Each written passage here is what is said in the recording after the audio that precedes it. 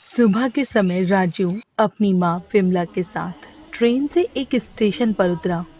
उसने आसपास देखकर विमला को एक बेंच पर बिठाया और बोला, माँ, हम मुंबई पहुंच गए हैं। थोड़ी देर के बाद छोटू आकर आपको ले जाएगा अपने घर। आप यहीं बैठे रहिए, यहाँ से कहीं जाइएगा नहीं। मैं अभी अगली ट्रेन पकड़कर वापस गांव जा रहा हूँ। बेटा, छोटू के आने तक तो रुक जा। नहीं माँ, नहीं रुक सकता। इतना कहकर राजू वहां से चला गया। विमला बेचारी स्टेशन पर उमड़ी भीड़ को देख रही थी। इतने सारे लोगों को ट्रेन में चढ़ते और उतरते देख वो दंग हो गई थी। कुछ देर बाद उसे एक महक आने लगी। उसने आसपास देखा तो उसके कुछ ही दूरी पर एक छोले भटूरे का स्टॉल था। वहां पर रमेश छोले बना रहा था। उस महक से विमला की भूख बढ़ रही थी। वैसे ही रात भर का सफर करके वो थक गई थी और उसे भूख लगी थी, लेकिन उसके पास पैसे नहीं थे।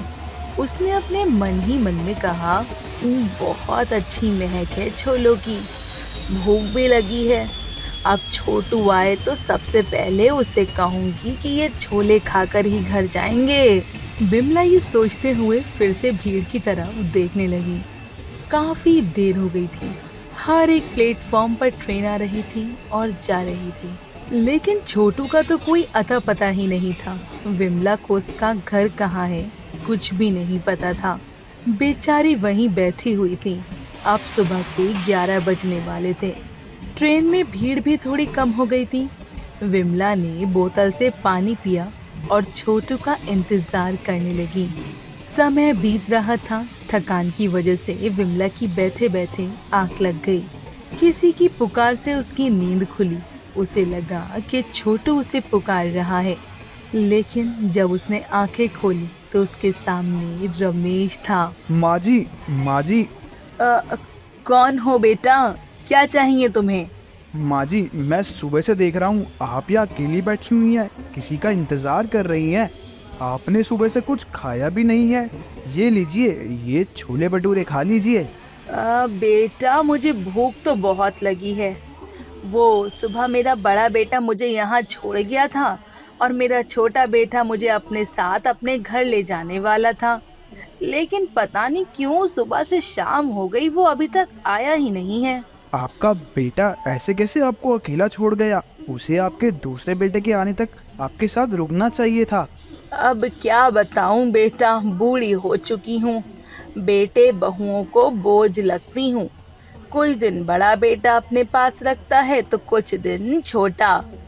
अब उन दोनों में भी झगड़ा हो गया है। दोनों एक दूसरे के घर आते जाते नहीं हैं, इसलिए वो मुझे स्टेशन पर छोड़ गया। उसकी छोटू से फोन पर बात हुई थी कि वो आकर मुझे ले जाएगा। वो सब जाने दीजिए, पहले आप मेरे हाथ के ये छोले भटूरे खाकर देखिए, बहुत फेमस है मेरे छोले भटूरे। लेकिन बेटा, मेरे पास पैसे नहीं हैं। आप खाइए, आपने मुझे बेटा कहा है, मैं माँ से पहले थोड़ी ना लूँगा। विमला ने चटकारे लेकर छोले भटूरे खाए। फिर विमला बोली, अरे बेटा, बहुत अच्छे बनाए थे छोले भटूरे। माँ जी, अब आप क्या करेंगी, कहाँ जाएंगी? आपका ऐसे स्टेशन पर रुकना ठीक नहीं है। थोड़ी देर में रात हो जाएगी। आप चाहें तो आप मेरे साथ मेरे घर चलिए। छोटा सा है, लेकिन आपको कुछ तकलीफ नहीं होगी। अरे नहीं नहीं बेटा, मेरा बेटा आएगा। जरूर किसी काम में फंस गया होगा, इसलिए देर हो गई होगी। मैं यहीं उसका इंतजार करूंगी, ठीक है? रात होने के बाद रमेश अपना स्टॉल बंद करके चला गया। उसे विमला की चिंता हो रही थी। विमला छोटू की राह देखते हुए वहीं बेंच पर सो गई। सुबह सूरज की पहली किरण के साथ विमला की आंख खुल गई और अब वो समझ चुकी थी कि छोटू उसे लेने नहीं आएगा। अगर उसे आना होता तो वो देर रात तक आ जाता। कुछ देर के बाद रमेश आ गया और उसने छोले बनाने की तैयारी शुरू कर दी। उसने देखा कि विमला वहीं बैठी है। माँ जी, आपका बेटा अभी तक नहीं आया? और वो अब आएगा भी नहीं। अगर वो मुझे अपने घर ले जाना चाहता तो वो पहले ही आ जाता, लेकिन अब मुझे नहीं लगता वो आएगा। मेरे दोनों बेटे चाहते ही नहीं थे कि मैं उनके साथ रहूं। एक ने अनजान शहर में लाकर छोड़ दिया, और दूसरा लेने नहीं आया। माँ जी, मुझे आपके लिए बहुत बुरा लग रहा है। हम पुलिस के पास चलते हैं। पुलिस आपके बेटे को ढूंढ निकालेगी। नहीं बेटा, कोई ज़रूरत नहीं है। ढूंढा तो उन्हें जाता है जो खो चुके हों। मेरा बेटा तो खुद छुप गया है, उसे ढूंढकर कोई फायदा नहीं। सुबह हो चुकी थी और रमेश के स्टॉल पर छोले भटूरे खाने के लिए भीड़ होने लगी थी। वो काम करने लगा, विमला भी उसे मदद करने लगी। अब विमला रोज रमेश का हाथ बटाती थी। उसे फोकट का खाना अच्छा नहीं लगता था। रमेश के साथ काम करके उसका मन का बोझ कम होता था। ऐसे ही कुछ दिन बीत गए। विमला और रमेश दोनों दिन भर काम करते थे और रात को रमेश के घर जाते थे। एक रात भटूरे तलते समय गरम तेल रमेश के हाथों पर गिर गया और उसके दोनों हाथ जल गए। जले हुए हाथों से वो काम नहीं कर पा रहा था। विमला और उसने मिलकर जैसे तैसे सब समेटा और घर चले गए। फिर माँ जी, मेरा हाथ जल गया। अब मैं कल काम कैसे करूँगा? इतने सारे लोगों के लिए छोले, उसका मसाला, भटूरे सब कैसे होगा? और काम नहीं किया तो मेरा बहुत नुकसान हो जाएगा।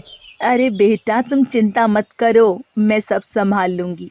तुम सिर्फ मेरे साथ आकर बैठ जाना। आप अकेली इतना सब कैसे कर लेंगी? अरे सब हो जाएगा बेटा। अगले दिन विमला ने छोले भटूरे बनाए। सब ग्राहक छोले भटूरे की खूब तारीफ कर रहे थे। अरे वाह रमेश भैया, आपके छोले भटूरे तो रोज ही स्वादिष्ट होते हैं, लेकिन आज तो इसका स्वाद कुछ और ही है। क्या मिलाया आज मसाले में? आज छोले मैंने नहीं, माँ जी ने बनाए हैं। मेरा हाथ जल गया ना, इसलिए उन्होंने बनाए हैं। वाह, बहुत बढ़िया माँ जी। वाह, बहुत बढ़िया माँ जी।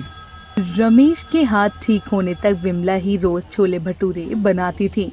विमला के हाथ के छोले भटूरे खाने के लिए लोगों की भीड़ लगती थी। कुछ लोग तो स्टॉल पर खाकर अपने साथ घर पर भी पार्सल ले जाते थे। एक दिन माँ जी, आपके हाथ के छोले भटूरे ने तो कमाल ही कर दिया। आपके हाथों में तो जादू है। अरे ऐसी कोई बात नहीं है बेटा, मैं तो वही मसाले इस्तेमाल करती हूँ जो तुम करते हो।